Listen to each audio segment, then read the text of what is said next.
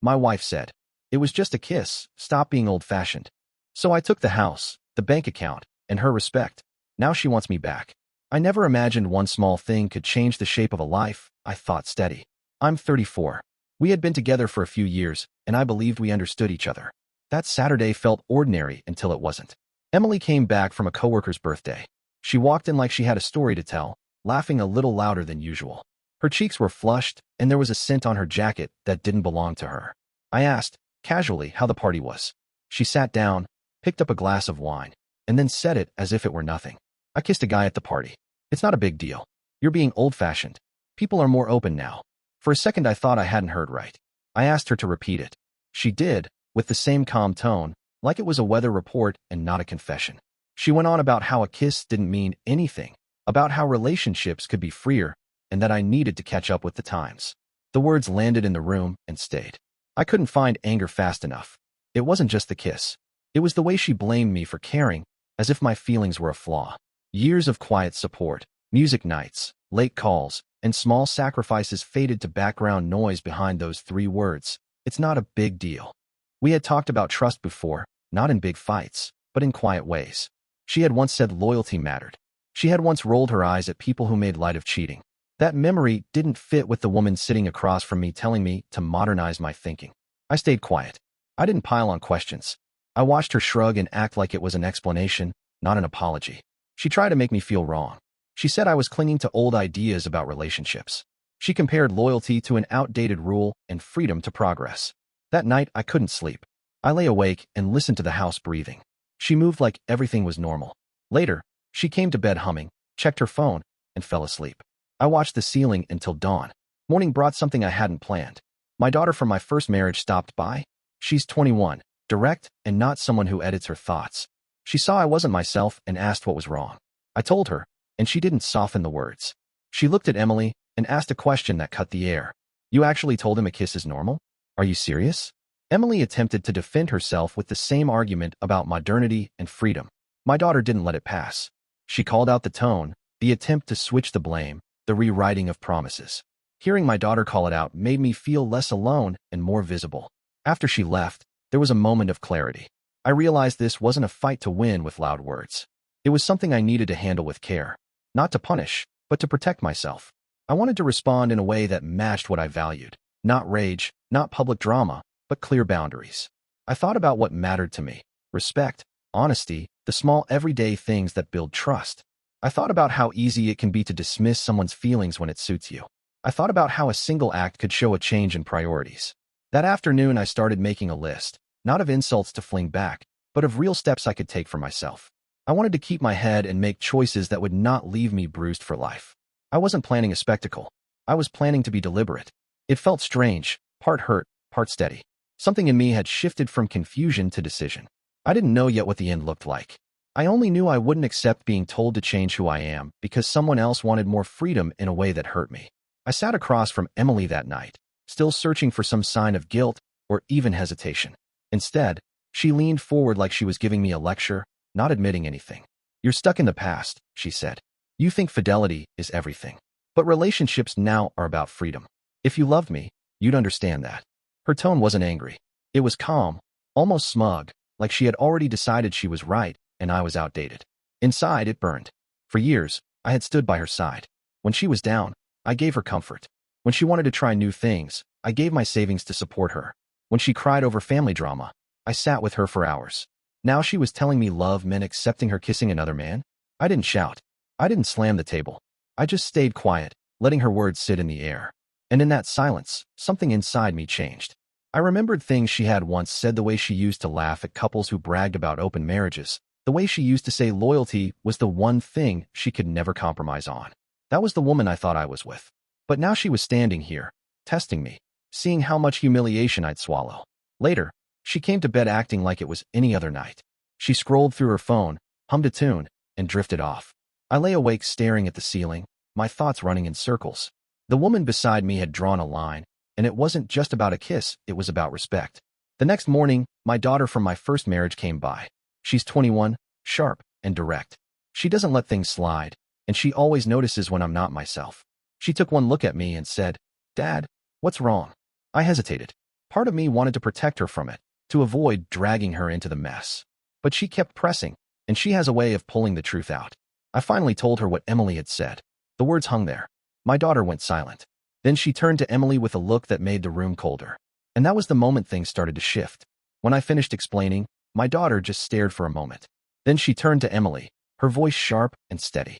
You actually told him that kissing another guy is normal? Do you hear yourself? Emily shifted in her seat, rolling her eyes as if my daughter was overreacting too. But my daughter didn't let her breathe. You don't get to rewrite the rules of marriage just because you're bored, she said. Do you realize how much respect you just lost? Emily tried to defend herself. It was nothing, just a kiss. People don't treat this as a scandal anymore. You're all acting like it's the end of the world. But my daughter didn't back down. No, what you're doing is gaslighting. You're trying to make him believe he's the problem for caring. That's not freedom, that's manipulation. If you want modern love, then maybe you should try being single. The room fell silent. And it wasn't the kind of silence you escape with a laugh or a distraction. It was heavy, uncomfortable, like a truth had just been dropped and nobody could sweep it away. For the first time, I saw Emily's confidence crack. The dismissive tone, the lecturing attitude, all of it faltered under my daughter's words. I sat there, watching. A part of me wished I had said what my daughter said.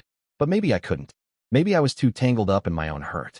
Hearing it from her, though, made it real. Emily shifted again, trying to find ground, but there wasn't any. She had expected me to be quiet, to feel guilty for being old-fashioned. What she didn't expect was someone else pointing out exactly what she was doing. That morning, when my daughter left, she didn't go quietly. She looked at me in a way that felt like both comfort and command. As if she was saying, don't let this slide. Don't let her turn this on you. And that was when something stirred inside me. Not rage. Not the urge to scream. But a colder kind of decision, the thought that maybe revenge wasn't about shouting or destroying things. Maybe it was about showing her that actions have weight, that consequences don't disappear just because you call them modern. That day I realized I didn't have to play her game. I could play mine. That afternoon I sat alone, no TV, no phone, just a notepad in front of me. I wasn't writing a list of ways to hurt her. I was writing down what I could control. My life, my space, my money, my peace. Emily had tried to make me feel outdated for valuing loyalty. Fine. If she thought I was old-fashioned, then I'd respond in the most modern way possible. Not with yelling, not with broken dishes, but with clear, steady boundaries. The first step was money. We had a joint account we both used for daily expenses. I called the bank and adjusted the structure so that I was the primary holder. I didn't drain the account. I didn't cut her off mid-bill. I just moved the extra funds into my own account and set up auto-pay for essentials. Quiet, clean, no drama. The next morning, when she swiped the card and saw limits where there used to be freedom, she frowned. There's something wrong with the account, she said. No, I answered calmly. We're just tightening up until we figure out where this is going. She didn't like the answer, but she couldn't argue against it without showing her hand. Second step, the apartment. I owned it. I changed the smart lock codes. Only I and my daughter had keys.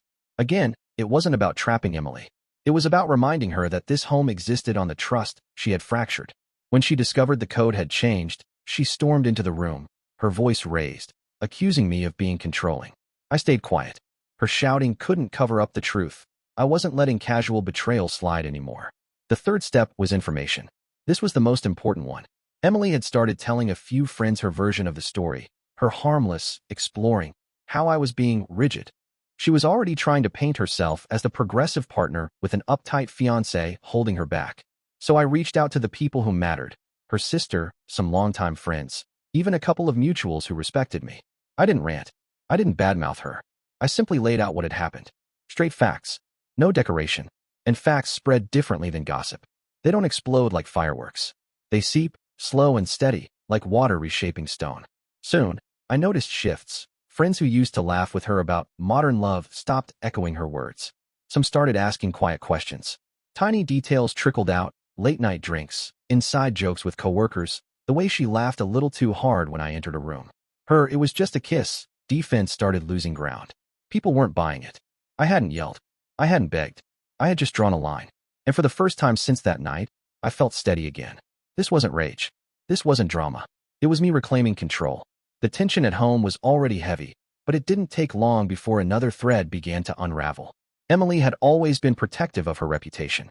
She cared about how others saw her. That was where she felt strong. And that's exactly where the cracks started to show. One evening, her phone buzzed while it sat on the counter.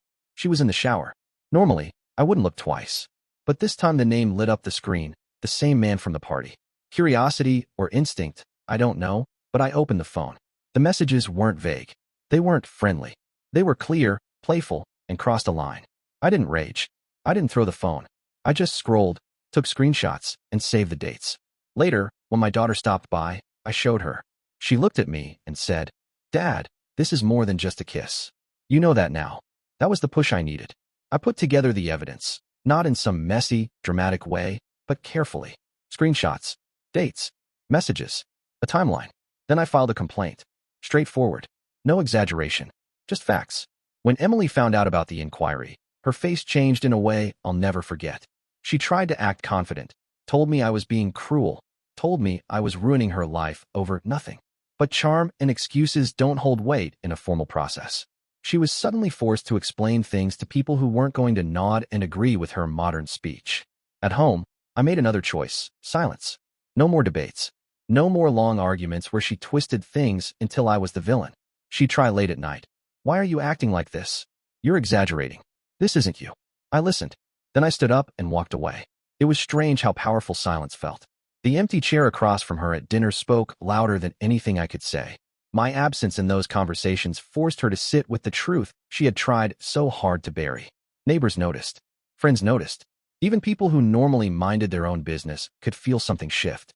And unlike before, I didn't feel embarrassed by that. I felt calm. Dignity had a different kind of weight, lighter than anger, but stronger than any defense she tried to put up.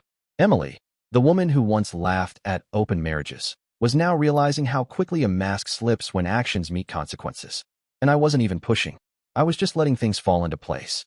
It didn't take long for the pressure to break through her confidence.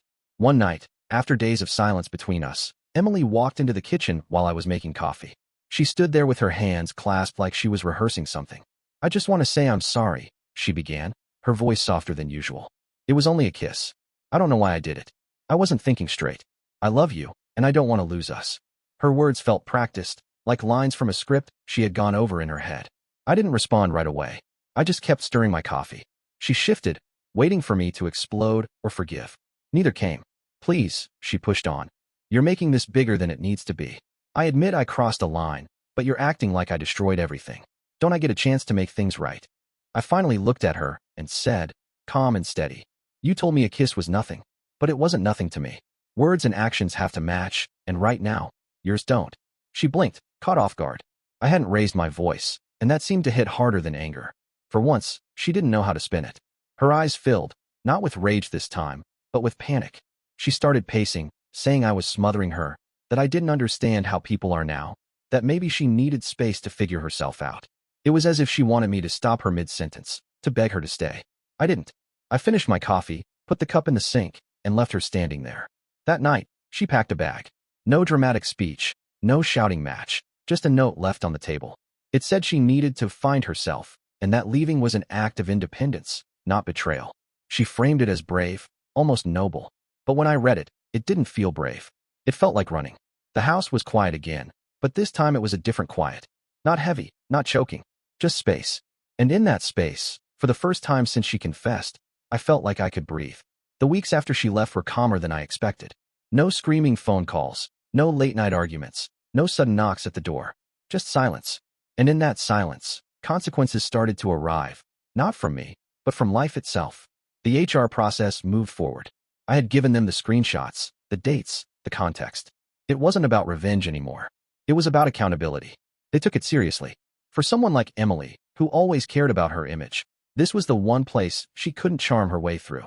Facts don't bend under charisma. Word also spread among our circle. Slowly at first, then with momentum. People who had once nodded along when she joked about being modern started asking her harder questions. Some friends grew distant. Others stayed neutral but stopped defending her. Doors that had always been open to her began to close. She had painted me as the rigid one, the old-fashioned guy who couldn't keep up with the times. But now the people around her saw something else. Someone who broke her own rules and tried to spin it until the truth was unrecognizable. Then came the call. Months had passed. I had built new routines, dinners with my daughter, quiet evenings where the house finally felt like mine again. My phone lit up with her name, and for a moment, I considered ignoring it. But I answered. Her voice wasn't confident anymore. It was lower, Careful. I made a mistake, she said. I miss you. Can we meet? Maybe talk about starting over? I listened. For the first time in a long time, I wasn't angry. I wasn't hopeful either. Just steady. I don't need apologies, I told her. I need time. Time to see if your actions will ever line up with your words. Until then, there's nothing to talk about. She was quiet for a long moment, then whispered, I understand. And that was it. Later that night, my daughter sat across from me. She looked at me with a half smile. You handled it like a grown-up, she said. Not by screaming, not by tearing yourself down, but by showing her who you are. That's the dad I know. Her words stayed with me. It wasn't about revenge anymore. It was about clarity, about choosing dignity over drama. Emily once called it modern love. I see it differently now. Love is still a choice. She made hers, and I made mine to stop being collateral damage in someone else's experiment. I appreciate you watching till the end. Hit that subscribe button and stay tuned for more content.